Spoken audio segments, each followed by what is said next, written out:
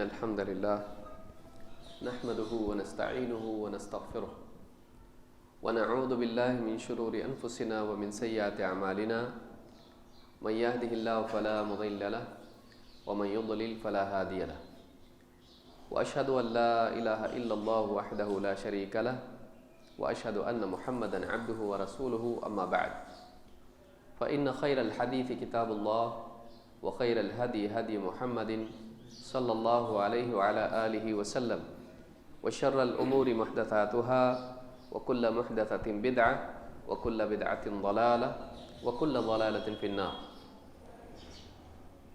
قال الله تبارك وتعالى والعصر إن الإنسان لفي خسر إلا الذين آمنوا وعملوا الصالحات وتواصوا بالحق وتواصوا بالصبر. قابل احترام علماء کرام اور میرے محترم دینی بھائیوں، انسان کے کامیاب ہونے کے لیے اللہ رب العالمین نے کچھ شرائط، کچھ اعمال، کچھ اوصاف بیان کیے. ہر انسان خسارے سے بچنا چاہتا ہے، ہر انسان کامیابی چاہتا ہے، لیکن کامیابی تحفے کے طور پر نہیں ملتی ہے کہ انسان کچھ بھی نہ کرے، نہ اس میں طلب ہو اور نہ اس میں اس کے پاس کوشش ہو. اللہ رب العالمین کامیابی یوں ہی نہیں دیتا ہے، بلکہ اللہ رب العالمین کا قاعدہ ہے کہ انسان کامیابی کے لیے وہ کوشش کرے جو کامیاب کرنے والی ہے. ومن اراد الآخرة وسعى لها سعيها وهو مؤمن فأولئك كان سعيهم مشكورا. جو آخرت کا ارادہ کرے اور اس کے لیے وہ کوشش کرے جو آخرت والی کوشش ہو، شرط یہ ہے کہ وہ مومن ہو، تو یہی لوگ ہیں جن کی کوششیں اللہ رب العالمین قبول فرمائے گا. اس سے بات معلوم ہوتی ہے کہ آخرت میں جو انسان کامیاب ہونا چاہتا ہے اس کو چاہیے کہ وہ معلوم کرے کون سی چیز ہے جو آخرت میں کامیاب کرتی ہے، اور نہ صرف اس کو جانے بلکہ اپنی زندگی میں اس چیز کو داخل کرے، شامل کرے، اس کا اہتمام کرے. سورۃ العصر قرآن کریم کی بہت ہی چھوٹی سی سورت ہے جس میں اللہ رب العالمین نے کامیاب ہونے کے لیے بنیادی بات بیان فرمائی جس کو چھوڑ کے آدمی کامیاب نہیں ہو سکتا ہے. ان چیزوں کو کرنے والا آدمی کامیاب ہے، اور ان چیزوں میں کوتاہی کرنے والا یا علی الاطلاق ان کو ترک کرنے والا انسان خسارے میں، گھاٹے میں، نقصان میں ہے. اللہ تعالیٰ نے فرمایا والعصر ان الانسان لفی خسر، قسم زمانے کی انسان خسارے میں ہے. الا الذین آمنوا، سوائے ان لوگوں کے جو ایمان لائے، وعملوا الصالحات، اور نیک اعمال کا اہتمام کرے، وتواصوا بالحق، ایک دوسرے کو حق بات کی تلقین اور وصیت کریں، وتواصوا بالصبر، اور ایک دوسرے کو صبر کی وصیت کریں.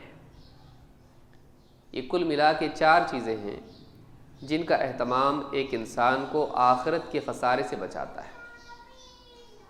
اگر ان چیزوں کا اہتمام آدمی کر لے وہ آخرت میں کامیاب ہے. یہ چیزیں علماء کے ساتھ خاص نہیں ہیں، اس لیے کہ اللہ رب العالمین نے انسان کے بارے میں اس کو بیان کیا ہے کہ انسان خسارے میں ہے. ہاں، جو لوگ ان چیزوں کا اہتمام کریں وہ خسارے سے بچیں گے. لہٰذا ہر انسان کو اپنی زندگی میں ان 4 چیزوں کا اہتمام کرنا چاہیے. جو آدمی ان کا اہتمام نہ کرے وہ ناکام ہے. سب سے پہلی چیز کیا ہے؟ ایمان. اللہ اور اس کے رسول صلی اللہ علیہ وسلم کی تعلیمات کے مطابق اپنے عقائد کو بنانا، اپنے دل سے عقائد نہیں گھڑنا، بلکہ قال اللہ قال رسول اللہ کے تحت اپنے عقائد کو بنانا. وہی بات جو قرآن و سنت سے ثابت ہو اس کو اپنے عقیدے میں شامل کرنا. سماج میں چلنے والی چیزیں، توہمات، اپنی عقل سے نکالی ہوئی باتیں نہیں، بلکہ نبی اکرم صلی اللہ علیہ وسلم جس علم اور جس دین کو لے کر آئے اس دین کے مطابق اپنے عقائد بنانا. اس کی مزید وضاحت کے لیے صحابہ کی طرف رجوع کرنا. یہ نہیں کہ 1400 سال بعد ایک آدمی نیا عقیدہ نکالے قرآن میں غور کر کے، حدیث میں غور کر کے، بلکہ اسی عقیدے کو اپنانا جس پر اللہ کے نبی صلی اللہ علیہ وسلم اور آپ کے صحابہ تھے. فَإِنْ آمَنُوا بِمِثْلِ مَا آمَنْتُمْ بِهِ فَقَدِ اهْتَدَوْا۔ اللہ تعالیٰ نے فرمایا کہ اگر یہ اہل کتاب ویسے ایمان لے آئیں جیسے تم صحابہ ایمان لائے ہو تو یہ ہدایت پر ہے۔ اپنے عقائد کو سلف کے عقائد کے مطابق بنانا، صحابہ کے نقش قدم پر چلنا ایمان کے باب میں ہے، نمبر 1۔ نمبر 2، وَعَامِلُوا الصَّالِحَاتِ، اور نیک اعمال کریں۔ نیک اعمال کون سے ہیں؟ نیک عمل وہ ہے جس میں دو چیزیں ہیں، ایک اس کا ظاہر نبی اکرم صلی اللہ علیہ وسلم کی سنت کے مطابق، اور اس کا باطن اخلاص والا۔ عمل کی قبولیت کے لیے، عمل کے صالح ہونے کے لیے، عمل کے نیک ہونے کے لیے دو شرطیں ہیں، ایک ظاہری ایک باطنی۔ ظاہری شرط یہ ہے کہ وہ عمل اتباع سنت پر ہو، سنت کے مطابق ہو۔ باطنی شرط، داخلی شرط یہ ہے کہ وہ عمل اخلاص نیت سے متصف ہو۔ تو اتباع سنت اور اخلاص نیت، ان دو شرطوں کے بغیر عمل نیک نہیں ہو سکتا ہے، صالح نہیں بن سکتا ہے۔ وعاملوا الصالحات، جنہوں نے نیک اعمال کیے، وہی اعمال کی جو نبی اکرم صلی اللہ علیہ وسلم کی رہنمائی کے مطابق تھے، آپ کی سنت کے مطابق تھے، اور ان اعمال کو اخلاص کے ساتھ کیا، اللہ کے لیے کیا، دکھاوے کے لیے نہیں، شہرت کے لیے نہیں، دنیاوی مفاد کے لیے نہیں، لوگوں کے اور سماج کے دباؤ کی وجہ سے نہیں، بلکہ اللہ تعالیٰ کے لیے، اللہ کو راضی کرنے کے لیے ان اعمال کو کیا۔ اس کے بعد وتواصوا بالحق، ایک دوسرے کو حق کی وصیت کرتے رہے۔ جو حق انہوں نے جانا، جس علم کو انہوں نے حاصل کیا، قرآن و سنت کا علم، اس حق کی دوسروں کو بھی تلقین کرتے رہے۔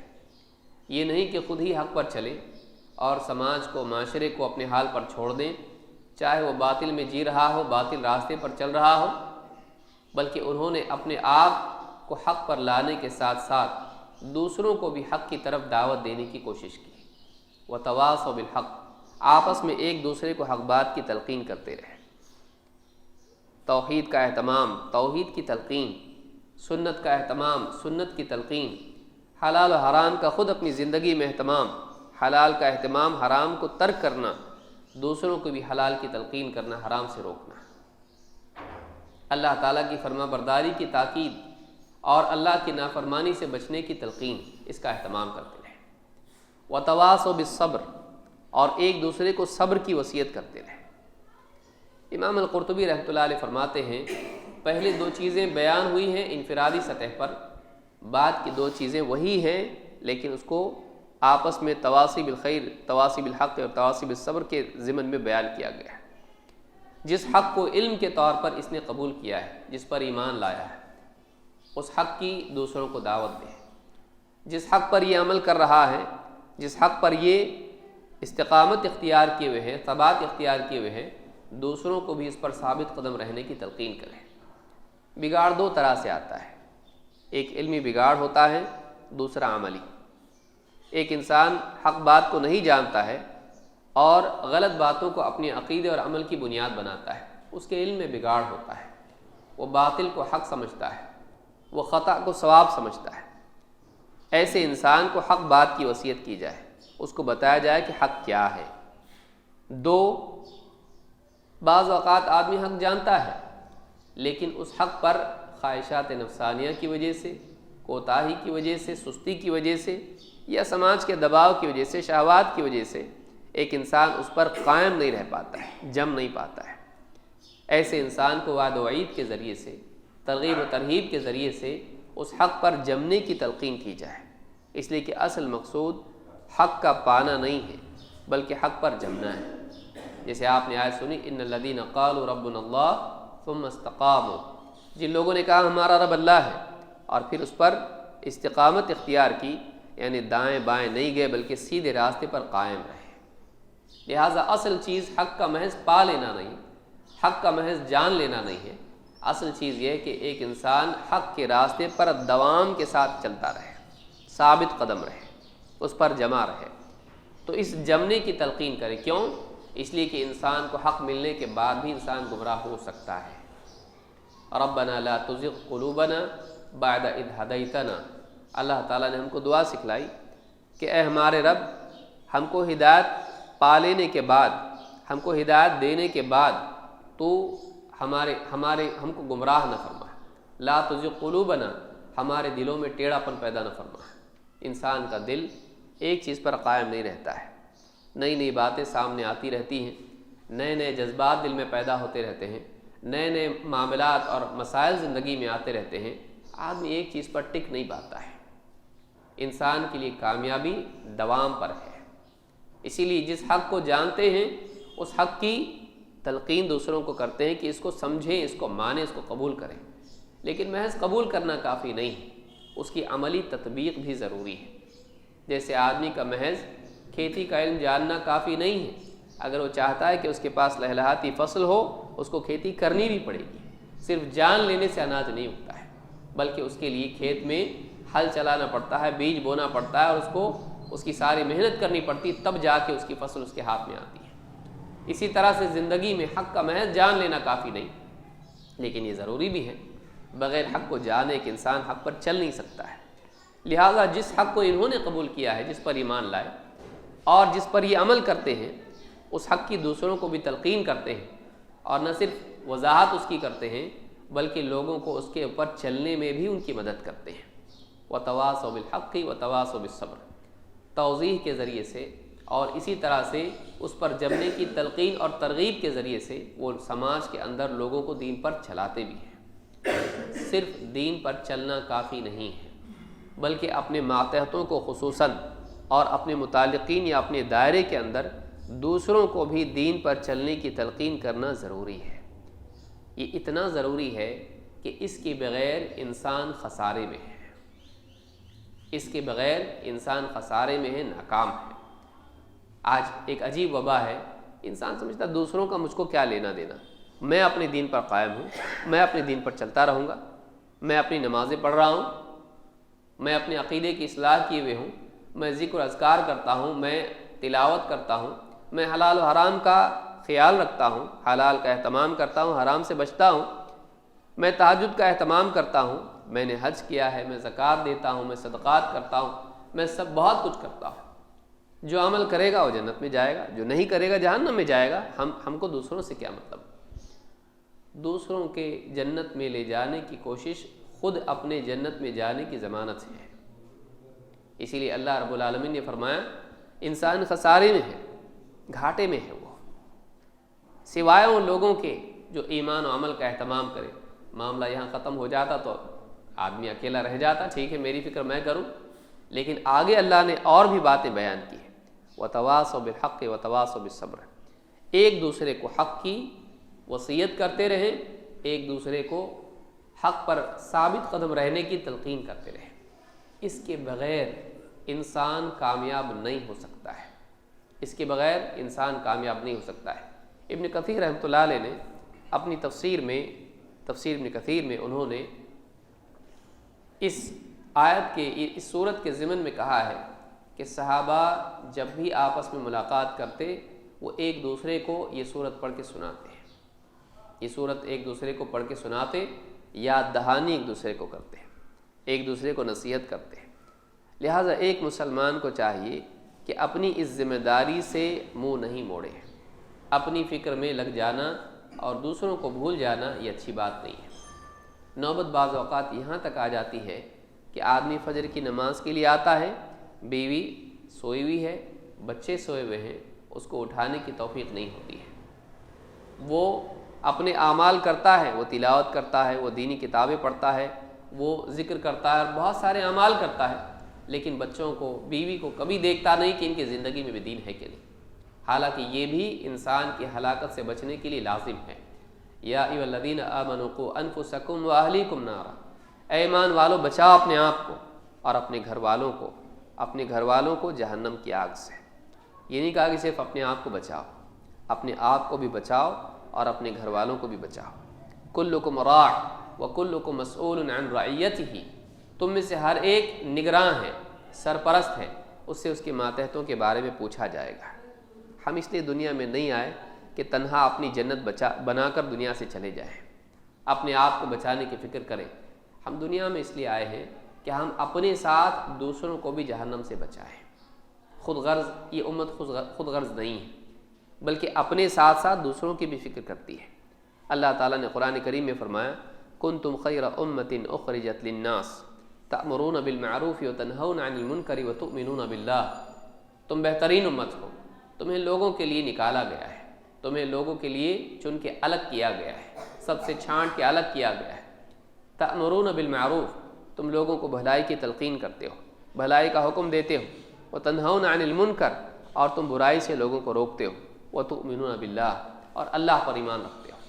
اس امت کی ذمہ داری ہے کہ وہ اپنے ساتھ ساتھ دوسروں کی بھی فکر کرے۔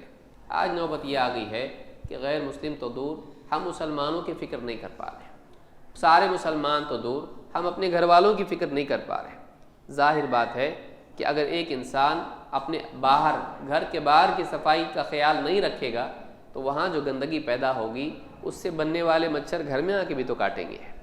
پھر آدمی باہر سوچ رہا ہے کہ سماج جیسا بھی چل رہا ہے مجھ کو اس سے کیا، سماج میں جو گندگی بن رہی ہے، اس کا بچہ باہر جا کے کھیل رہا ہے، باہر کے لوگ اس کے گھر میں بیوی کے ساتھ مل رہے ہیں، پھر وہ جو گندگی باہر بن رہی ہے کیا اس کے گھر تک نہیں آئے گی؟ یہ باہر جائے گا، کیا اس کے اثرات اس پر نہیں پڑیں گے؟ ہر آدمی پر اثرات پڑتے ہیں۔ اگر سب سیدھی نہ ہو، ٹیڑھی ہو، تو دلوں پر اثرات پڑتے ہیں۔ لوگوں کی زندگیاں ٹیڑھی ہو جائیں، سماج پورا ٹیڑھے راستے پر چلنے لگے، اس پر اثرات نہیں آئیں گے۔ یہ اسی سماج میں جی رہا ہے۔ جس سماج میں جی رہا ہے، اگر اس سماج کی فلاح کے لیے، اس کی اصلاح کے لیے، اس کی ہدایت کے لیے کوشش نہ کرے، اس کی گمراہی کے نقصانات اس کو بھی ہوں گے۔ جو بگاڑ سماج میں آئے گا، اس کے بگاڑ کے نقصانات اس کو بھی بھگتنے پڑیں گے۔ لہٰذا یہ کہنا بہت ہی نادانی ہے کہ میں اپنی جنت کی فکر کروں گا، دوسرے اپنی کر لیں، مجھے ان سے کیا ہے۔ یہ مسلمان کا شیوا نہیں ہے، یہ مسلمان کا طریقہ نہیں ہے، یہ نبی اکرم صلی اللہ علیہ وسلم کا امتی ہونے کا حق ادا کرنا نہیں ہے۔ اللہ کے رسول صلی اللہ علیہ وسلم کو خود اللہ تعالیٰ نے فرمایا قُلْ هَٰذِهِ سَبِيلِي أَدْعُو إِلَى اللَّهِ عَلَىٰ بَصِيرَةٍ أَنَا وَمَنِ اتَّبَعَنِي وَسُبْحَانَ اللَّهِ وَمَا أَنَا مِنَ الْمُشْرِكِينَ۔ اے نبی آپ لوگوں سے کہیے هَٰذِهِ سَبِيلِي، یہ میرا راستہ ہے، یہ میرا دائمی وظیفہ ہے، راستہ ہے، اس راستے پر میں مسلسل چلتا ہوں۔ راستہ چلنے کے لیے ہوتا ہے، رکنے کے لیے نہیں۔ قُلْ هَٰذِهِ سَبِيلِي أَدْعُو إِلَى اللَّهِ، وہ کیا سبیل ہے میری، وہ کیا راستہ ہے؟ ادعو الی اللہ، میں اللہ کی طرف لوگوں کو بلاتا ہوں۔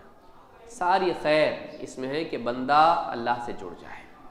فَفِرُّوا إِلَى اللَّهِ إِنِّي لَكُم مِّنْهُ نَذِيرٌ مُّبِينٌ، دوڑو اللہ کی طرف، میں تمہیں کھلے طور پر ڈرانے والا ہوں۔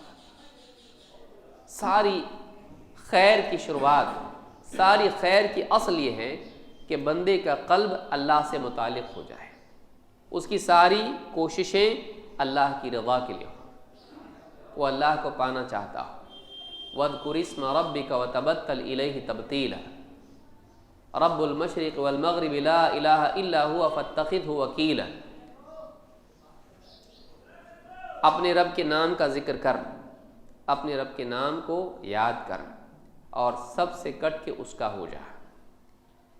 وہ رب ہے مشرق کا، مغرب کا، اس کے سوا کوئی عبادت کے لائق نہیں، تو اسی کو اپنا کارساز بنا لے، اسی پر توکل کر، اسی پر اعتماد کر۔ یہ ساری خیر کا حاصل ہے، یہیں سے ساری خیر شروع ہوتی ہے۔ ادعو الی اللہ، میں لوگوں کو اللہ کی طرف بلاتا ہوں۔ لوگوں کو اللہ سے جوڑنا، انسان کی نجات کی شروعات وہاں سے ہوتی ہے۔ لیکن شیطان انسان کو اللہ سے توڑتا ہے، اللہ سے غافل کرتا ہے۔ یا ایھا الانسان ما غرک بربک الکریم، اے انسان تجھ کو اپنے رب کریم سے کس چیز نے دھوکے میں ڈال دیا ہے۔ شیطان کی کوشش یہ ہے کہ انسان کو اللہ سے الگ کرے، اللہ سے دور کرے۔ انبیاء کی کوشش یہ ہوتی ہے کہ لوگوں کو پھر سے اللہ سے جوڑ دیں، بتوں کی عبادت سے نکال کے اللہ سے جوڑنا، قبر پرستی سے نکال کے اللہ کی طرف متوجہ کرنا، خواہش پرستی سے نکال کر، شیطان کی عبادت اور طاعت سے نکال کر اللہ تعالیٰ کا فرما بردار بنانا۔ یا ابت لا تعبد الشیطان، اے میرے باپ، والد صاحب، شیطان کی عبادت مت کرنا۔ آپ دیکھیے سماج میں جتنے بھی نبی آئے، نفس کی غلامی سے، شیطان کی غلامی سے، سماج کی غلامی سے نکال کر، خواہشات کی غلامی سے نکال کر اللہ تعالیٰ کی بندگی کی انہوں نے دعوت دی ہے۔ وَاعْبُدُوا اللَّهَ وَلَا تُشْرِكُوا بِهِ شَيْئًا، ایک اللہ کی عبادت کرو، اس کے ساتھ کسی کو شریک مت کرو۔ وَلَقَدْ بَعَثْنَا فِي كُلِّ أُمَّةٍ رَسُولًا أَنِ اعْبُدُوا اللَّهَ وَاجْتَنِبُوا الطَّاغُوتَ، ہم نے ہر امت میں ایک رسول بھیجا ہے۔ وَلِكُلِّ قَوْمٍ هَادٍ، ہر قوم کے لیے ایک رہنما تھا، ایک رہبر تھا، ایک ہادی تھا۔ وَإِن مِّنْ أُمَّةٍ إِلَّا خَلَا فِيهَا نَذِيرٌ، کوئی امت ایسی نہیں گزری کہ اس میں لوگوں کو خبردار کرنے والا بھیجا نہ گیا ہو۔ اللہ تعالیٰ نے ہر امت میں رسول بھیجا، کس دعوت کے ساتھ؟ ان اعبدوا اللہ واجتنبوا الطاغوت، ایک اللہ کی عبادت کرو اور طاغوت سے بچو۔ طاغوت کون ہے؟ اللہ کے سوا جن کی عبادت کی جائے اور وہ اس پر راضی ہو۔ من عبد من دون اللہ وهو راض، جس کی عبادت کی جائے اللہ کے مقابلے میں اور وہ اس پر راضی ہو، وہ طاغوت ہے۔ انسانیت ہمیشہ اللہ کو چھوڑ کر غیر اللہ میں مشغول ہوتی رہی ہے۔ شیطان یہی چاہتا ہے، حتیٰ کہ نماز میں بھی آ کے یہی کرتا ہے۔ حدیث میں کیا ہے؟ اذان ہوتی ہے، شیطان بھاگتا ہے، اذان ختم ہوتی واپس لوٹ آتا ہے، اقامت ہوتی پھر دوڑتا ہے، اقامت ہو جاتی پھر آتا ہے اور بندے کو وہ چیز یاد دلاتا ہے جو وہ بھول چکا تھا، اس کو اللہ سے غافل کرتا ہے، اور یہی غفلت ساری مصیبت کی جڑ ہے۔ وَلَا تَكُن مِّنَ الْغَافِلِينَ، غافلین میں سے مت بننا۔ اللہ کو بھولنا ساری شر کی شروعات ہے، اور اللہ کو یاد رکھنا ساری خیر کی جڑ ہے۔ اللہ کو یاد رکھنا ساری خیر کی اصل ہے۔ وَلَذِكْرُ اللَّهِ أَكْبَرُ، اللہ نے کہا اللہ کی یاد سب سے بڑی چیز ہے۔ اللہ کو یاد رکھنا زندگی میں یہ کمال ہے۔ لہٰذا انبیاء آتے ہیں، خود نبی اکرم صلی اللہ علیہ وسلم کا دائمی وظیفہ یہ تھا کہ لوگوں کو اللہ کی طرف راغب کریں۔ اللہ تعالیٰ نے آپ کو بھی اس کا حکم دیا، فَإِذَا فَرَغْتَ فَانصَبْ وَإِلَىٰ رَبِّكَ فَارْغَب، جب آپ اپنی دنیوی ضرورتوں سے یا دعوتی ضرورتوں سے فارغ ہو جائیں تو آپ اپنے رب کی طرف راغب ہو جائیں، جم جائے عبادت میں اور اللہ کی طرف متوجہ ہو جائیں۔ یہ بہت بڑی چیز ہے، اللہ سے کٹنا بہت بڑا نقصان ہے، اس سے بڑھ کے کوئی نقصان نہیں ہو سکتا ہے، اور شیطان ہی چاہتا ہے۔ اور جب آدمی اللہ سے غافل ہو جاتا ہے تو زندگی میں معصیت داخل ہو جاتی ہے۔ اللہ سے غفلت دل میں قساوت پیدا کرتی ہے، سختی، اور دل کی سختی انسان کو معصیت کی طرف لے جاتی ہے، اور معصیت انسان کو کفر کی طرف لے جاتی ہے۔ اس طرح سے شیطان تدرج کے ذریعے سے درجہ بدرجہ انسان کو زوال کی طرف لے جاتا ہے۔ کون بچائے گا لوگوں کو؟ اللہ رب العالمین نے امت مسلمہ میں اس بات کی ذمہ داری رکھی کہ کچھ افراد اس کام کو کریں۔ نبی صلی اللہ علیہ وسلم کو حکم دیا، قُلْ هَٰذِهِ سَبِيلِي أَدْعُو إِلَى اللَّهِ، میں اللہ کی طرف بلاتا ہوں، عَلَىٰ بَصِيرَةٍ، بصیرت کے ساتھ، بصیرت کے ساتھ، دلیل کے ساتھ، یقین کے ساتھ۔ جب دلیل ہوگی تو یقین بھی زندگی میں آئے گا۔ یقین دلیل پر اعتماد کا نتیجہ ہوتا ہے۔ ادعو الی اللہ علی بصیرۃ انا ومن اتبعنی، میں بھی اور میری اتباع کرنے والے بھی۔ یہ اکیلے میرا کام نہیں ہے، یہ صرف میرا وظیفہ نہیں ہے، بلکہ میری اتباع کرنے والے، میری سنت کی پیروی کرنے والے، ان کا بھی یہ دائمی وظیفہ ہے۔ وہ کیا کرتے ہیں؟ اللہ کی طرف بصیرت کے ساتھ بلاتے ہیں۔ اہل علم کا یہ خاص فریضہ ہے، کیونکہ بصیرت علم کے بغیر نہیں ہو سکتی ہے۔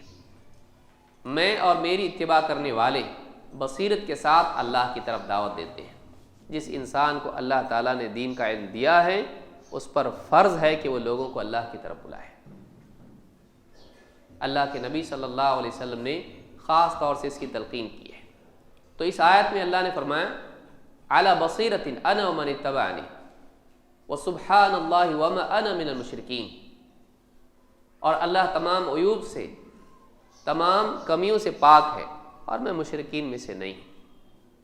ایک طرف اللہ کی طرف دعوت اور دوسرے غیر اللہ کی عبادت سے براءت، یہ ضروری ہے۔ من قال لا الہ الا اللہ وکفر بما یعبد من دون اللہ حرم مالہ ودمہ وحسابہ علی اللہ عز وجل. جو آدمی اس بات کی گواہی دے کہ اللہ کے سوا کوئی عبادت کے لائق نہیں، اور جو لا الہ الا اللہ کا اقرار کرے، اور اللہ کے علاوہ جن کو پوجا جاتا ہے ان سب کا انکار کر دے، اس کا مال اور اس کا خون حرام ہو جاتا ہے. نہ مال چھینا جا سکتا ہے، نہ خون اس کا ناحق بہایا جا سکتا ہے. وحسابہ علی اللہ، اس کا حساب اللہ پر ہے. اللہ کی عبادت کا اقرار اور غیر اللہ کی عبادت کا انکار، یہ دونوں چیزیں ضروری ہیں. لوگوں کو توحید سمجھائے گا کون؟ آج امت مسلمہ میں ایک بڑا طبقہ ہے جو دین اور ایمان کے نام پر قبر پرستی میں مبتلا ہے. وہ یہ سمجھتے ہیں کہ یہی دین ہے، یہی نبی صلی اللہ علیہ وسلم کا طریقہ ہے. یہاں تک کہ جو فاتحہ دے رہے ہیں، آپ غور کریں، اس فاتحہ میں توحید کے کلمات ہیں، قل هو اللہ احد، قل یا ایھا الکافرون.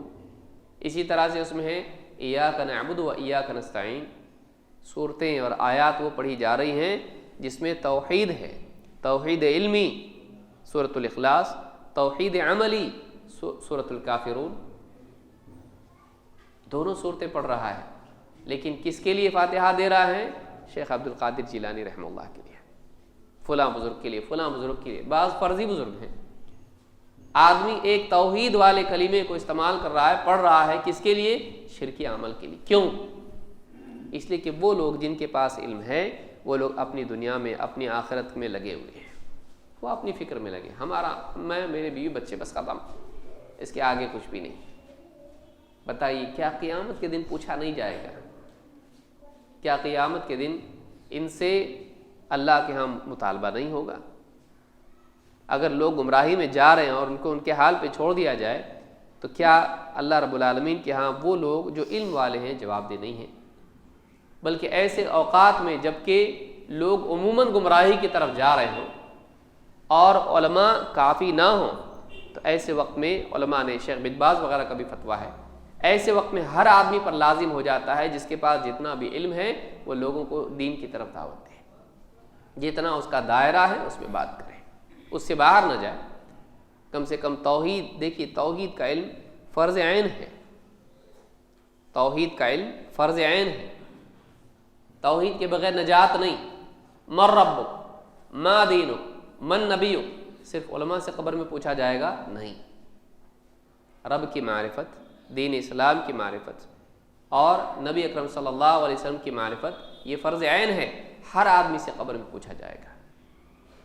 اتنا علم جس کے پاس ہے، کم سے کم اتنی تو دوسروں کو تلقین کرے، نصیحت کرے، اللہ کی عبادت کی، نبی اکرم صلی اللہ علیہ وسلم کی سنت کی، اسلامی شریعت کے پاس و لحاظ کی. لیکن ایک آدمی اگر یہ بھی نہ کرے، سماج بگڑتا جائے گا اور قیامت کے دن اس کو جواب دینا پڑے گا. لہٰذا بہت بڑی ذمہ داری ہے کہ مسلمان یہ کرے. اللہ تعالیٰ نے قرآن کریم میں فرمایا وَلْتَكُمْ مِنْكُمْ أُمَّةٌ يَدْعُونَ إِلَى الْخَيْرِ وَيَأْمُرُونَ بِالْمَعْرُوفِ وَيَنْهَوْنَ عَنِ الْمُنْكَرِ وَأُولَئِكَ هُمُ الْمُفْلِحُونَ. تمہیں ایک گروہ، ایک جماعت ایسی ہونی چاہیے، کچھ لوگ منتخب ایسے ہونے چاہیے جو لوگوں کو خیر کی طرف دعوت دیں اور بھلائی کی تاکید کریں، بھلائی کا حکم دیں، برائی سے روکیں، اور یہی لوگ کامیاب ہونے والے ہیں. اللہ تعالیٰ نے کامیابی کو کس ذمہ داری کے ساتھ جوڑا ہے؟ اس آیت سے علماء نے یہ بھی استدلال کیا ہے کہ دعوت فرض عین نہیں ہے، فرض کفایہ ہے. لیکن میں نے جو بات کہی، علماء نے یہ بھی کہا ہے کہ جب ایسے حالات پیدا ہو جائیں کہ تلقین کرنے والے کافی نہ ہوں اور گمراہی بڑھتی جائے، گاؤں دیہات میں بہت دور تک چلی جائے اور اتنے لوگ نہیں ہوں کہ جو سب تک جا کر ان کو بچا سکتے ہوں، ایسے وقت میں علماء کے ساتھ ساتھ طلاب، طالب علم اور اسی طرح سے عام انسان بھی جتنا علم رکھتا ہے دوسروں کو تلقین کرنا اس پر لازم ہو جاتا ہے. لہٰذا یہ بھی ذمہ داری یاد رکھیں. آج دیکھیں گمراہی کتنی آسانی سے پھیل رہی ہے. میڈیا کی وجہ سے دنیا کے ایک کونے میں جو گندگی تھی وہ دوسرے کونے میں لمحات میں چلی جا رہی ہے. بے حیائی کتنی عام ہو رہی ہے. نوجوان بچے انٹرنیٹ پہ کتنی بے حیائی کر رہے ہیں. فیس بک ہے، یوٹیوب ہے، اسی طرح سے آپ دیکھیں گے انسٹاگرام ہے، ٹک ٹاک ہے، اور نہ جانے کتنی چیزیں ہیں، کتنی خرافات اس پر ہو رہی ہیں. بگاڑ زندگیوں میں آ رہا ہے، لوگوں کے عقائد خراب ہو رہے ہیں، لوگ عبادات چھوڑ کر جو ہے سستی اور موج مستی میں کلب میں اور یہاں وہاں جا رہے ہیں. بڑے بڑے شہروں میں آپ دیکھیں گے, آپ کو محسوس ہوگا. کون بچائے گا ان لوگوں کو؟ یہ مسلمان ہیں, یہ ہمارے بھائی ہیں. اور عام انسانیت کا تو معاملہ اس کے بعد اور اہم ہے, ان تک اسلام کی بات پہنچانا ہے.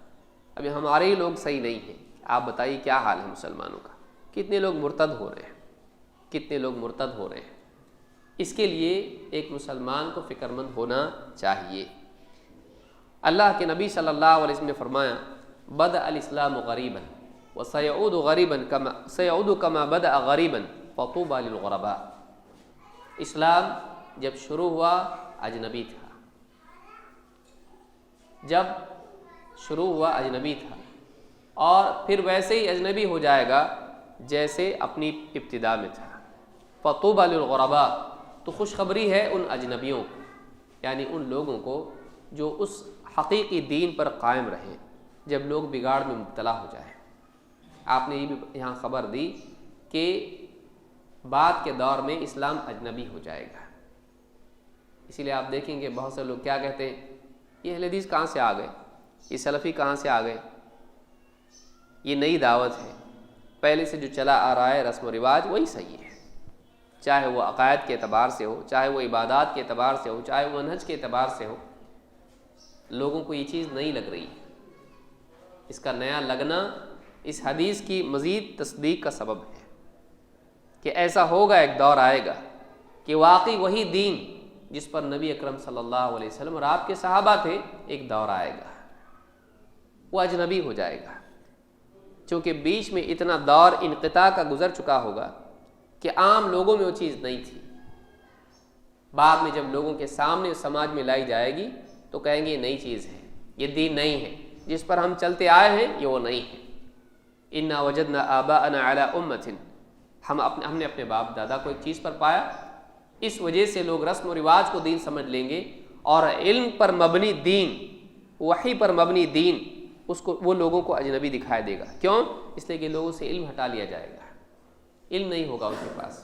جہالت میں وہ بے دینی کو, رسم و رواج کو دین سمجھ لیں گے. بدأ الاسلام غریبا, اسلام اپنی ابتدا میں اجنبی تھا. اور آپ نے فرمایا وسيعود كما بدأ غریبا, واپس سے وہ ویسے ہی اجنبی ہو جائے گا. اس ماحول میں کچھ لوگ اس دین کو اپنائیں گے جو واقعی دین ہے, اصل دین ہے. اس کی سزا ان کو کیا ملے گی؟ وہ اس معاشرے میں اجنبی ہو جائیں گے. لوگ ان سے اپنے تعلقات قطع کر لیں گے, لوگ ان کو سلام کرنا چھوڑیں گے, انہیں مجالس میں دعوت نہیں دی جائے گی. اگر وہ جائیں گے بھی تو ان سے اعراض کیا جائے گا, ان سے رشتے ناطے توڑے جائیں گے. ممکن ہے ان کی بیٹیوں کو طلاق بھی ہو, ممکن ہے ان سے لوگ اپنا دامن جھاڑ لیں, الگ ہو جائیں ان سے. وہ اپنے سماج میں اجنبی ہو کر رہ جائیں گے. صحابہ نے پوچھا اے اللہ کے رسول غربا کون ہے وہ لوگ, کیوں ایسا ہوگا؟ قیل صحابہ نے کہتے ہیں کہ فقیل من الغرباء یا رسول اللہ, اے اللہ کے رسول الغرباء کون ہوں گے, اجنبی کون ہوں گے؟ قال اناس صالحون فی اناس سوء کثیر من یعصیہم اکثر ممن یطیعہم. آپ نے فرمایا کہ تھوڑے سے لوگ ہوں گے جو بہت سارے بگڑے ہوئے لوگوں کے درمیان ہوں گے. یہ بہت تھوڑے نیک لوگ ہوں گے جن کی عقیدے کی, عمل کی اصلاح ہوئی ہوگی. بعض نیک لوگ ہوں گے جو بہت سارے بگڑے ہوئے لوگوں کے درمیان ہوں گے. جو لوگ ان کی بات نہیں مانیں گے وہ ان کی بات ماننے والوں سے زیادہ ہوں گے. ماننے والے کم ہوں گے, نہیں ماننے والے زیادہ ہوں گے. اس لیے کہ سماج عموماً دلیل کی بنیاد پر بات نہیں مانتا ہے, رواج کی بنیاد پر مانتا ہے. رواج بعض اوقات دلیل سے بھی زیادہ قوی ہوتا ہے. رسم و رواج چھوڑنا بہت مشکل ہوتا ہے, صرف اس لیے نہیں کہ وہ غلط ہے, اس لیے بھی کہ سماج بخشتا نہیں آدمی کو اگر وہ اس رسم و رواج کو چھوڑے. وہ سماج اس کو سزا دیتا ہے. آدمی ڈرتا ہے, جو چل رہا ہے چلنے دو بھائی, یہ آپ کہاں سے نیا لائے, اور اگر صحیح بھی ہے تو ہم اتنی جلدی نہیں آ سکتے ہیں, اس لیے کہ لوگ ہم کو ٹھکرا دیں گے, تعلقات خراب ہو جائیں گے, سماج میں ہم اجنبی ہو کر رہ جائیں گے. تو یہ لوگ کون ہوں گے؟ اجنبی. یہ لوگوں کو دعوت دیں گے تبھی تو لوگ ان کی بات نہیں مانیں گے. من یعصیہم اکثر ممن یطیعہم, ان کی بات نہیں ماننے والے ماننے والوں سے زیادہ ہوں گے. تو ایسے لوگوں کے لیے اللہ کے نبی صلی اللہ علیہ وسلم نے خوشخبری دی ہے۔ خاص کر کے آج اپنے اس دور کو آپ دیکھیں، سماج میں بگاڑ اتنا عام ہے کہ دین کے نام پر بے دینی کو لوگ اپنائے ہوئے ہیں۔ ایک بڑا طبقہ امت مسلمہ کا ایسا ہے جو ایمان اور اولیاء کی محبت، اس کو دین اس طرح مانے ہوئے ہے کہ ان کی عبادت میں لگ گیا ہے۔ یقیناً اولیاء کی محبت ضروری ہے، لیکن صالحین سے محبت کرنا خود ایمان کے لوازمات میں سے ہے، لیکن یہ نہیں کہ ایک انسان ان کی عبادت کرنے لگ جائے۔ لوگوں نے اللہ تک پہنچنے کا راستہ اس کو بنا لیا ہے، وہی چیز جو نبی اکرم صلی اللہ علیہ وسلم مٹانے کے لیے آئے تھے، آج ایک بڑے طبقے کے اندر یہ چیزیں ہیں۔ بتائیے آج اس کی اصلاح کون کرے گا؟ آپ صلی اللہ علیہ وسلم فرماتے ہیں وہ تھوڑے سے نیک لوگ ہوں گے جو بہت سارے بگاڑ میں مبتلا لوگوں کے درمیان ہوں گے۔ ان کی بات بہت سے لوگ نہیں مانیں گے، لیکن کچھ تو مانیں گے، تھوڑے لوگ تو ان کی بات مانیں گے۔ کب مانیں گے؟ جب یہ بات کریں گے۔ اگر یہ بات ہی نہ کریں تو یہ کیسے ان لوگوں میں ہو سکتے جن کے لیے خوشخبری ہے؟ آدمی کو چاہیے کہ دعوت دے۔ اسی طرح سے اللہ کے نبی صلی اللہ علیہ وسلم فرماتے ہیں ان من امتی قوما یعطون مثل اجور اولہم، میری امت میں بعض ایسے لوگ بھی ہوں گے جنہیں ان کے اولین جو پہلے لوگ ہیں اس امت کے کا پہلا طبقہ، صحابہ کا طبقہ، ان کی طرح ان کو بھی اجر دیا جائے گا۔ میری امت میں بعض لوگ ایسے ہوں گے جو بعد میں آئیں گے، ان کو ویسا اجر دیا جائے گا جیسے اول طبقے کو دیا گیا ہے۔ ان من امتی قوما یعطون مثل اجور اولہم، کیا کام کریں گے وہ لوگ؟ آپ نے فرمایا ینکرون المنکر، ینکرون المنکر، جو منکرات معاشرے میں ہوں گے وہ ان سے لوگوں کو روکیں گے، ان سے لوگوں کو منع کریں گے، یہ مت کرو۔ سب سے بڑا منکر کیا ہے؟ ان الشرک لظلم عظیم۔ اس کے بعد کیا ہے؟ جو حوض کوثر سے دھتکارا جائے گا آدمی، سحقا سحقا لمن بدل بعدی، دوری ہو اس کے لیے جس نے میرے بعد دین میں تبدیلیاں کر دی ہیں۔ یہ بڑے منکرات ہیں جو لا الہ الا اللہ محمد الرسول اللہ، ان دونوں اجزاء کے، دو ٹکڑوں کے جو کلمہ طیبہ کے حصے ہیں، ان دونوں کا جو ہے ان کی مخالف ہے۔ شرک لا الہ الا اللہ کی تردید کرتا ہے، اس کے خلاف ہے، اس کو نقض کرتا ہے، اس کو توڑتا ہے، اور بدعات محمد رسول اللہ کے خلاف ہے۔ آج امت کا بڑا طبقہ شرک اور بدعات میں مبتلا ہے، ان کو بچائے گا کون؟ ینکرون المنکر، یہ منکرات سے لوگوں کو روکیں گے۔ میٹھی میٹھی دعوت تو سبھی دے دیتے ہیں بھائی، ذکر کرو، تلاوت کرو، لوگوں سے اچھے اخلاق سے، ان سے اچھا برتاؤ کرو، بھوکے کو کھلاؤ، جس کے پاس پہننے کو نہیں اس کو پہناؤ، متفق علیہ باتیں، ایسی باتیں جن کو نہ صرف مسلمان بلکہ بہت ساری باتیں تو مشرکین اور کفار بھی مانتے ہیں، ان کی دعوت دے دینا اصل کمال نہیں ہے۔ اصل کمال یہ ہے کہ انسان نرمی اور اخلاق کے ساتھ لوگوں کو ان برائیوں سے روکے جو ان کو ہلاک کرنے والی ہیں، جن کو وہ خیر سمجھے ہوئے ہیں، توحید کی دعوت دینا، اور اسی طرح سے ان کو شرک سے روکنا، انہیں سنت کی دعوت دینا، ان کو بدعات سے اور اندھے رسم و رواج سے روکنا، یہ بہت ضروری ہے۔ یہ چیز کرنے والوں کے لیے کیا ہے؟ ان کے لیے پہلوں کی طرح اجر ملے گا۔ اس حدیث کو امام احمد نے روایت کیا ہے۔ اسی طرح سے اللہ تعالیٰ نے قرآن کریم میں فرمایا وَذَكِّرْ فَإِنَّ الذِّكْرَىٰ تَنفَعُ الْمُؤْمِنِينَ، اے نبی آپ نصیحت کیجئے، نصیحت کرنا ایمان والوں کو فائدہ دے گا۔ بہت سارے لوگ کہتے ہیں بہت سمجھایا ہم لوگوں نے، کچھ فائدہ نہیں۔ یہ قرآن کی آیت کی تردید ہے۔ آدمی کیا کہتا ہے؟ بہت بولا میں، کوئی آدمی ذرا اس کو سمجھاؤ، لوگوں کو کچھ نصیحت کرو، پڑوسی کو، لوگوں کو، دوستوں کو، رشتہ داروں کو، گھر والوں کو، بعض اوقات اولاد کو۔ آدمی کیا کہتا ہے؟ بہت نصیحت کرتا ہوں لیکن فائدہ نہیں کچھ۔ اللہ تعالیٰ کیا فرماتا ہے؟ وَذَكِّرْ فَإِنَّ الذِّكْرَىٰ تَنفَعُ الْمُؤْمِنِينَ، اگر ایمان اس میں ہے اس کو نفع ہوگا، آج نہیں تو کل، چاہے دکھائی نہ دے لیکن کہیں نہ کہیں اس کو فائدہ ہوگا۔ نصیحت چھوڑنا نہیں چاہیے، نصیحت چھوڑنا نہیں چاہیے۔ آدمی مسلسل نصیحت کرتا رہے۔ بہت سارے لوگ ذمہ داری لیتے ہیں، سوچتے ہیں چلو آج سے انشاءاللہ دین کی دعوت دیں گے، لوگوں کو نصیحت کریں گے، امر بالمعروف نہی عن المنکر کا اہتمام کریں گے۔ کچھ دن وہ سانس لیتے ہیں پھر روک لیتے ہیں، کام کرتے ہیں اس کے بعد اکتا جاتے ہیں، کوئی مانتا نہیں ہے۔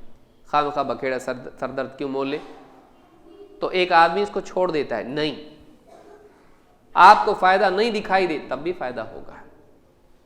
بلکہ آپ دیکھیں گے کہ نبی اکرم صلی اللہ علیہ وسلم طائف گئے، وہاں پہ آپ نے دعوت دی، بظاہر فائدہ کیا، آپ کو نقصان دکھائی دیا، لوگ پتھر مار رہے ہیں، خون بہا رہے ہیں، آپ کی مخالفت کر رہے ہیں، انکار کر رہے ہیں۔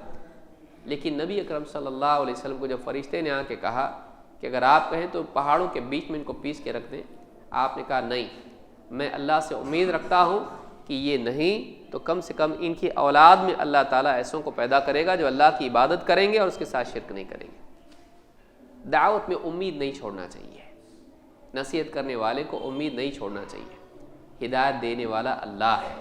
انک لا تہدی من احببت ولکن اللہ یہدی من یشاء وہو اعلم بالمہتدین۔ اے نبی، آپ جسے چاہو ہدایت دو، ایسا نہیں ہے، بلکہ اللہ ہے کہ جسے چاہتا ہے ہدایت دیتا ہے، اور وہ خوب جانتا ہے ہدایت کے لائق کون لوگ ہیں۔ لہٰذا دین کے سلسلے میں، دعوت کے سلسلے میں ایک انسان کو امید کھونا نہیں چاہیے، بلکہ لوگوں کو تلقین کرتے رہیں، آج نہیں تو کل لوگ مانیں گے، 1 سے 2، 2 سے 4، بعض اوقات ایک لمبے زمانے تک آدمی لوگوں کو سمجھاتا ہے، لوگ نہیں مانتے ہیں، لیکن ایک ایسا واقعہ کچھ ہو جاتا ہے کہ سب کی سمجھ میں بات آتی ہے کہ انہوں نے جو کہا تھا وہ بالکل صحیح تھا، اور اسی ایک دن میں معلوم نہیں کتنے لوگ، سینکڑوں بلکہ ہزاروں بھی اس کی بات کو مان لیتے ہیں۔ اللہ تعالیٰ کی طرف سے ایسے بعض اوقات ہوتے ہیں، اور کئی لوگوں نے اس طرح کے واقعات خود اپنی زندگی میں دیکھے ہیں کہ لوگ ایک کے بعد ایک دین کی دعوت قبول کرتے ہیں، ایک زمانے تک نہیں مانتے لیکن پھر اچانک ماننے لگتے ہیں۔ لہٰذا انسان کو کام چھوڑنا نہیں چاہیے۔ اس سلسلے میں اگر اس کام کو نہیں کرتے ہیں، یعنی کیا اسے فضیلت کا کام ہے کہ کریں تو بہت اچھا، نہیں کریں تو کوئی بات نہیں، اس کا وبال ہے یا نہیں ہے چھوڑنے کا؟ آپ دیکھیے کیا وبال ہے۔ اللہ تعالیٰ نے فرمایا یا ایھا الرسول بلغ ما انزل الیک من ربک وان لم تفعل فما بلغت رسالتہ واللہ یعصمک من الناس۔ اے نبی، اے رسول، آپ کے رب کی طرف سے آپ کے پاس جو نازل ہوا ہے اسے پہنچائیے۔ اگر آپ نے ایسا نہیں کیا تو آپ نے رسالت کا حق ادا نہیں کیا، اور اللہ آپ کو لوگوں سے بچائے گا۔ بعض اوقات انسان کو خوف ہوتا ہے سماج سے کہ اگر میں دین کی دعوت لوگوں کو دوں اور حق لوگوں کے سامنے بیان کروں، سماج میرا دشمن بن جائے گا، اور اس خوف کی وجہ سے وہ اس ذمہ داری کو ادا نہیں کرتا ہے۔ اللہ تعالیٰ نے فرمایا آپ پہنچائیے، اللہ آپ کو لوگوں سے بچائے گا، اللہ آپ کی حفاظت کرے گا۔ معلوم ہوا کہ پہنچانا حفاظت کی ضمانت ہے، لوگوں کو بتانا شیطان دل میں ڈالتا ہے ڈر مخلوق کا، دائی وہ ہے کہ جس کے دل میں مخلوق سے زیادہ خالق کا ڈر ہو، اور وہ اپنی ذات سے زیادہ اللہ پر اعتماد کرتا ہو، اپنے وسائل سے زیادہ اللہ پر بھروسہ رکھتا ہو۔ ہاں یہ ضروری ہے کہ وہ حکمت کے ساتھ بھی دعوت دے، جہاں چھلانگ نہ لگانا ہو وہاں چھلانگ لگانا بھی بیوقوفی ہے۔ نبی اکرم صلی اللہ علیہ وسلم سے ہم کو ساری سنت اور آپ کا اسوہ دیکھ کر سمجھ میں آتا ہے کہ واقعی انسان کو دعوت کیسے دینی چاہیے، سوجھ بوجھ کے ساتھ ہونی چاہیے۔ تو یہاں پہلی بات یہ ہے کہ نبی اکرم صلی اللہ علیہ وسلم کو بھی اللہ تعالیٰ نے تنبیہ کی، اگر آپ نے نہیں پہنچایا تو جو ذمہ داری آپ کی ہے اس ذمہ داری کو آپ نے ادا نہیں کیا۔ آپ غور کریں، جہاں نبی اکرم صلی اللہ علیہ وسلم کی ذمہ داری تھی وہیں اس امت کی بھی ذمہ داری ہے۔ کنتم خیر امۃ اخرجت للناس، یہ ذمہ داری ہے، اس امت کا مقصد ہے کہ وہ لوگوں کو خیر کی تلقین کرے اور شر سے بچائے۔ اگر ہم نہیں کرتے ہیں تو ہم خیر امت کیسے ہوئے؟ اس کے لیے بہت بڑی ذمہ داری اس کو ادا کرنا ضروری، خاص طور سے ان لوگوں کو جن کے پاس دین کا علم ہے، ان کی بڑی ذمہ داری ہے۔ یہ آنکھ بن کر کے یہ نہیں سمجھ سکتے کہ کچھ نہیں ہوتا، ہماری ذمہ داری نہیں ہے۔ قرآن میں اللہ نے ذمہ داری ان کی بیان کی ہے، بلکہ اللہ کے نبی صلی اللہ علیہ وسلم نے ہر فرد کے اوپر یہ ذمہ داری ڈالی ہے کہ وہ غلط باتوں سے لوگوں کو روکے۔ آپ نے فرمایا من رأى منکم منکرا فلیغیرہ بیدہ فإن لم یستطع فبلسانہ فإن لم یستطع فبقلبہ وذلک اضعف الایمان۔ تم میں سے جو شخص کسی برائی کو ہوتا دیکھے وہ اس کو ہاتھ سے روک دے۔ گھر میں دیکھا غلط چیز ہو رہی ہے، اس کو ہاتھ سے روک دیا، یعنی وہ اپنی قوت سے اس کی تغییر کرے، بدل دے اس کو، چاہے بے پردگی ہو، چاہے سگریٹ تمباکو ہو، چاہے اس طرح کی کوئی خرافت گھر میں ہو، اس کو ہاتھ سے روکے، یعنی اس کو بدل دے، اس کو ختم کرے، منکر کے اسباب کو ختم کرے، منکر کے وسائل کو ختم کرے، منکر کو ختم کرے اپنے گھر سے جہاں اس کی طاقت ہے۔ اگر حاکم ہے تو اپنے جہاں اس کی رعایا ہے ان میں سے اس منکر کو ختم کرنے کے لیے ازالے کی کوشش کرے۔ اگر اس کی طاقت نہیں ہے، منکر باہر کہیں ہے، کسی اور میں ہے جہاں اس کی پہنچ نہیں ہے اور اس کا حق اس پر، اس کا حکم اس پر نہیں چلتا ہے، تو اس کو کیا کرے؟ زبان سے سمجھائے۔ فَإِن لَّمْ يَسْتَطِعْ فَبِلِسَانِهِ، اس کی برائی واضح کرے، اس کے برا ہونے کی دلیلیں اس کو دے، اور ترغیب و ترہیب کے ذریعے سے اس برائی سے اس کو روکنے کی کوشش کرے۔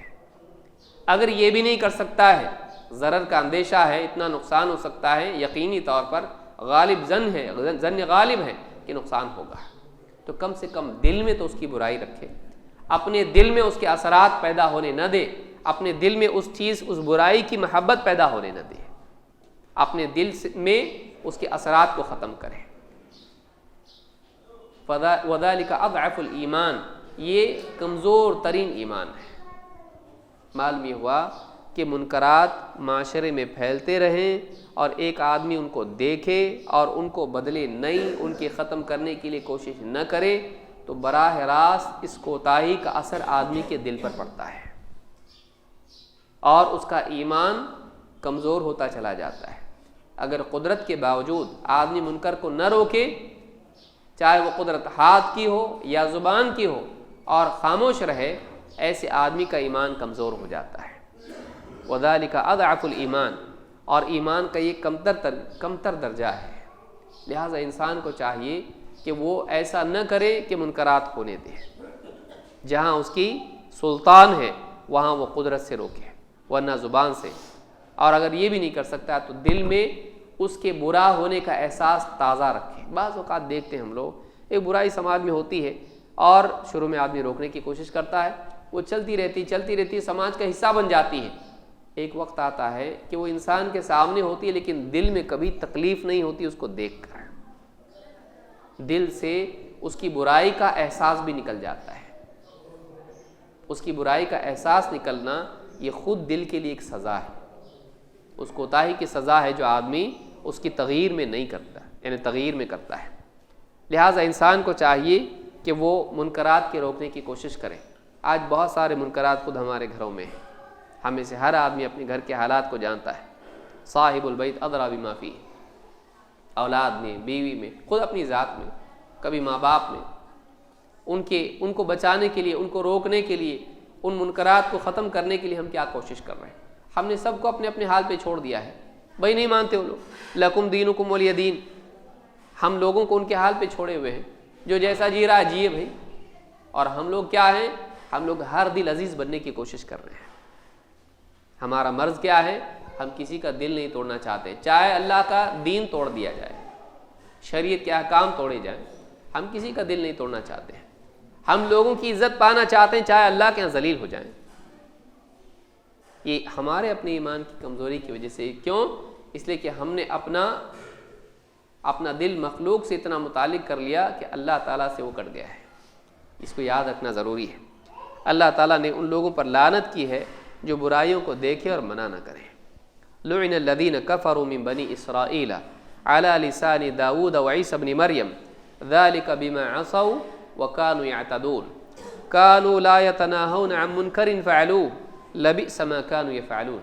اللہ نے قرآن کریم میں فرمایا لعن الذین کفروا من بنی اسرائیل، بنی اسرائیل میں جنہوں نے انکار کیا ان پر اللہ کی لعنت ہوئی ہے۔ علی لسان داود وعیسی ابن مریم، داؤد علیہ السلام کی زبانی، عیسیٰ ابن مریم علیہ السلام کی زبانی اللہ تعالیٰ نے ان پر لعنت کی ہے۔ اللہ نے فرمایا ذالک بما عصوا وکانوا یعتدون، یہ اس لیے کہ اللہ کے حکموں کی انہوں نے نافرمانی کی اور اللہ تعالیٰ کی ممنوعات کا ارتکاب کیا، حدوں کو پار کیا، فرائض کو توڑا اور محرمات کا ارتکاب کیا۔ مزید ان کا ایک گناہ کیا ہے؟ کانوا لا یتناہون عن منکر فعلوہ، یہ ایک دوسرے کو برائیوں سے روکتے نہیں تھے، منکرات سے ایک دوسرے کو منع نہیں کرتے تھے۔ لبئس ما کانوا یفعلون، کیسا برا کام ہے جس میں یہ مبتلا تھے، کیسا برا کام کرتے تھے، اللہ کے حکموں کو توڑنا، اللہ کی نافرمانی کا ارتکاب کرنا، مزید یہ کہ آپس میں ایک دوسرے کو منع بھی نہیں کرنا۔ ان کے وہ لوگ جو جانتے تھے کہ یہ برائیاں ہیں وہ اس کو منع نہیں کرتے تھے۔ اللہ تعالیٰ نے کیا کیا؟ ان پر لعنت نازل کی، ان پر بھی جو ان کا ارتکاب کرتے تھے اور ان پر بھی جنہوں نے ان کو برائیوں سے منع نہیں کیا، دونوں پر اللہ تعالیٰ نے لعنت کی۔ لہٰذا بہت ضروری ہے کہ ہم اس بات کا احساس اپنے دل میں رکھیں کہ صرف ہماری اپنی ہدایت کی فکر کرنا ہمارے لیے کافی نہیں ہے، بلکہ دوسروں کی ہدایت کے لیے بھی کوشش کرنا ضروری ہے۔ اور آخری بات کہہ کے میں اپنی بات کو ختم، وقت ہو چکا ہے میرے خیال سے۔ اللہ تعالیٰ نے فرمایا ان الذین یکتمون ما انزلنا من البینات والہدی من بعد ما بیناہ للناس فی الکتاب اولئک یلعنهم اللہ ویلعنهم اللاعنون الا الذین تابوا واصلحوا وبینوا فاولئک اتوب علیہم وانا التواب الرحیم۔ ان الذین یکتمون، جو لوگ چھپا جاتے ہیں، ما انزلنا من البینات والہدی، وہ دلیلیں، واضح دلیلیں اور ہدایت کی باتیں جو ہم نے نازل کی ہیں اپنی کتاب میں، من بعد ما بیناہ للناس فی الکتاب، اس کے بعد بھی کہ ہم نے کتاب میں ان باتوں کو واضح طور پر بیان کر دیا ہے، اس کو وہ لوگ چھپا جاتے ہیں۔ اللہ نے فرمایا اولئک یلعنہم اللہ، یہ وہ لوگ ہیں جن پر اللہ تعالیٰ لعنت فرماتا ہے، ان پر اللہ کی لعنت ہے۔ وَيَلْعَنُهُمُ اللاعنون، اور تمام لعنت کرنے والے ان پر لعنت کرتے ہیں، فرشتے اور صالحین۔ إِلَّا الَّذِينَ تَابُوا وَأَصْلَحُوا وَبَيَّنُوا، تین باتیں اللہ نے بیان فرمائی۔ إِلَّا الَّذِينَ تَابُوا، سوائے وہ لوگ جو توبہ کریں۔ لعنت سے حفاظت کا ذریعہ کیا ہے؟ سوائے ان لوگوں کے جو توبہ کریں، رجوع کریں، اللہ کی طرف رجوع کریں۔ وَأَصْلَحُوا، اپنے حال کی اصلاح کریں، ان کے چھپانے سے جو بگاڑ پیدا ہوا ہے اس کی اصلاح کریں۔ وَبَيَّنُوا، اور جو چھپایا تھا اس کو بیان کریں، اللہ کی طرف رجوع کریں، حق کی طرف رجوع کریں، بگاڑ کو چھوڑ کر خیر کی طرف آئیں اور اصلاح کریں اس بگاڑ کی جو ان کے چھپانے سے پیدا ہوا، اور اپنی بھی اصلاح کریں۔ وَبَيَّنُوا، اور لوگوں کے سامنے جو چھپایا تھا اس کو بیان کریں۔ تو اللہ تعالیٰ فرماتا ہے وَأَنَا التَّوَّابُ الرَّحِيمُ، میں توبہ قبول کرنے والا، رحم فرمانے والا ہوں۔ اس سے معلوم یہ ہوتا ہے کہ جب حق کو انسان چھپا جاتا ہے اس کے حقدار سے تو اس پر لعنت ہوتی ہے۔ آپ دیکھیے ابو ہریرہ رضی اللہ تعالیٰ عنہ سے لوگوں نے کہا بہت حدیثیں بیان کرتے آپ، کہ اللہ کی قسم 2 آیتیں قرآن کی نہیں ہوتی تو میں تم سے کبھی حدیث بیان نہیں کرتا۔ شوق تھوڑی نہ ہے کہ لوگوں کے درمیان مأویٰ مرجع بن کر بیٹھے، لیکن وہ علم جو نبی اکرم صلی اللہ علیہ وسلم کی حدیث کا علم ہے وہ میرے پاس ہے، اور 2 آیتیں قرآن کی نہیں ہوتی تو میں کیوں حدیث بیان کرتا تم میں؟ کہا یہی 2 آیتیں ہیں۔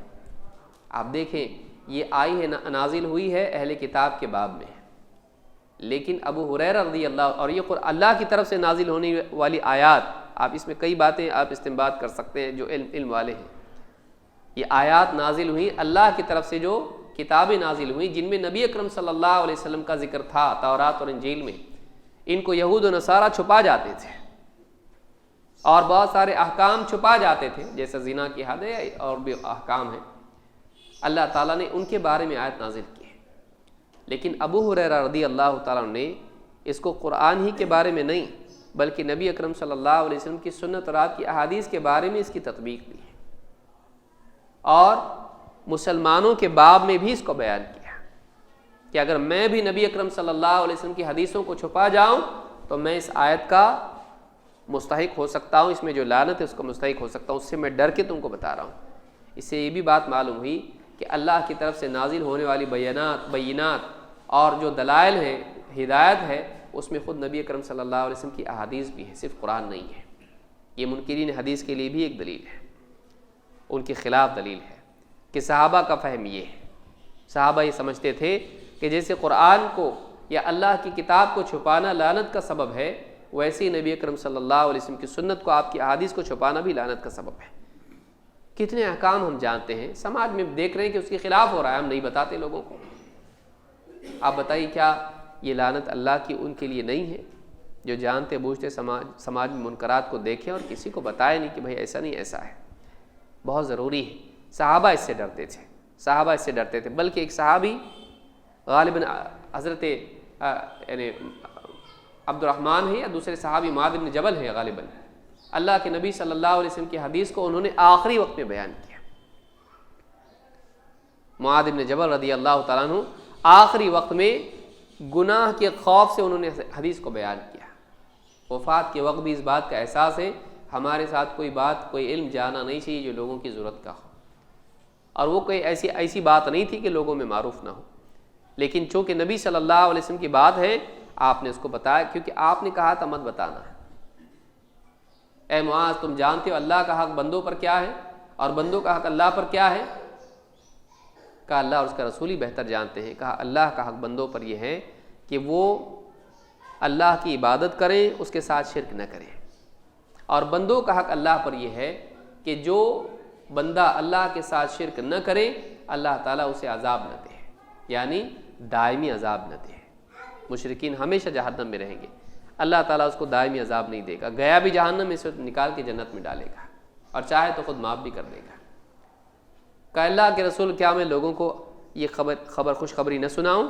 کہ لا تبشرہم فیتکلوا, مت بتانا ان کو, یہ خوشخبری ان کو مت دینا, وہ اسی پر تکیہ کر لیں گے, عمل میں کمزور ہو جائیں گے. اس دور کے لیے ضروری تھا کہ صحابہ جو قربانیاں دے رہے ہیں اسی پر قائم رہیں. سہولت کی باتیں ان کو بتا کر قربانیوں سے روک دینا مناسب نہیں تھا. لیکن بعد کے دور میں جب آخری وقت ان کا آیا تو وہ علم جو ان کے پاس تھا, یہ حدیث ان کے پاس تھی, یہ امانت کے طور پر تھی, آخری وقت میں انہوں نے اس کو بتا دیا. معاذ بن جبل رضی اللہ تعالیٰ نے اس حدیث کو گناہ کے خوف سے اپنی وفات کے وقت بتایا. سوچیے کتنی امانت کا احساس ان لوگوں میں تھا. آج کتنا سارا علم ہمارے پاس ہے, ہم کسی کو بھی نہیں بتائے, بیوی بچوں کو ہم نے نہیں بتایا, نہیں جان رہے وہ. آپ کبھی پوچھ کے دیکھیں, ذرا سناؤ ہم کو, دعائے قنوت سناؤ, معلوم ہے کتنوں کو نہیں معلوم ہوگی. جنازے کی نماز کی دعا بتاؤ, توحید کے معنی بتاؤ, فلاں سورت کا ترجمہ بتاؤ, قل هو اللہ احد کا معنی کیا ہے, توحید کی قسمیں بتاؤ, بدعات کس چیز میں ہوتی ہے بتاؤ, کیسے بدعات کو پہچانے قاعدہ بتاؤ. کتنا سارا علم ہے جو ہمارے پاس ہوگا, ہمارے گھر والوں کو نہیں معلوم. کیوں نہیں معلوم ہے؟